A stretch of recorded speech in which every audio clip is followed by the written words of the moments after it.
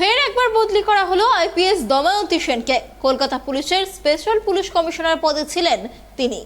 এবার কলকাতা পুলিশ থেকে তাকে সরিয়ে এডিজি ট্রেনিং পদ দেওয়া হচ্ছে। মঙ্গলবার সেই বদলির নির্দেশ দেওয়া হয়েছে। এর আগেও তাকে কলকাতা পুলিশের পদ থেকে বদলি করা হয়েছিল। সেই বদলি নিয়ে প্রশ্ন উঠেছিল শাসক দলের বিরুদ্ধে। পরে 2019 সালে ফের কলকাতা পুলিশে ফেরেন তিনি।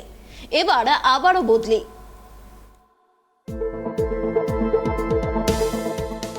ফের বদলি করা হলো আইপিএস অফিসার দময়ন্তী সেনকে। কলকাতা পুলিশের স্পেশাল কমিশনার পদে কর্মরত ছিলেন দময়ন্তী সেন।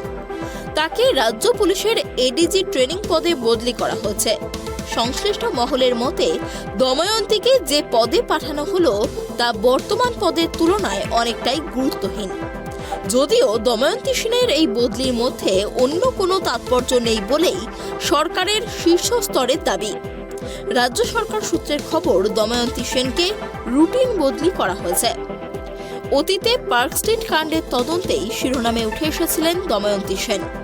সেই সময় তিনিই প্রথম জোরের সঙ্গে বলেছিলেন পার্ক স্ট্রিটের ওই ঘটনায় গণধর্ষণের শিকার হয়েছেন নির্যাতিতা।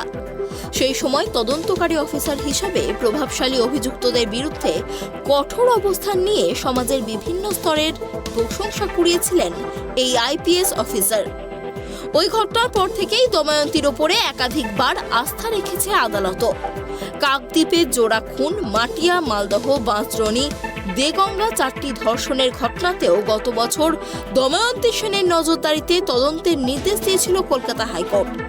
সম্প্রতি কালিয়াগঞ্জের নাবালিকাকে ধর্ষণ করে খুনের অভিযোগের ঘটনায় দময়ন্তীর নজরদারিতে তদন্তের নির্দেশ দিয়েছে কলকাতা হাইকোর্ট। ফলে আচমকা দময়ন্তীর এই বদলিতে ফের পুলিশ প্রশাসনের শীর্ষ মহলে শোরগোল পড়ে গিয়েছে। সরকারি যে আদেশনামায় দময়ন্তী সেনের বদলির নির্দেশ দেওয়া হয়েছে, সেখানে শুধুমাত্র তাকেই বদলির নির্দেশ দেওয়া হয়েছে। অন্য কোনো আইপিএস অথবা সিনিয়র অফিসারের নাম ওই তালিকায় নেই। Bureau report, tribe TV.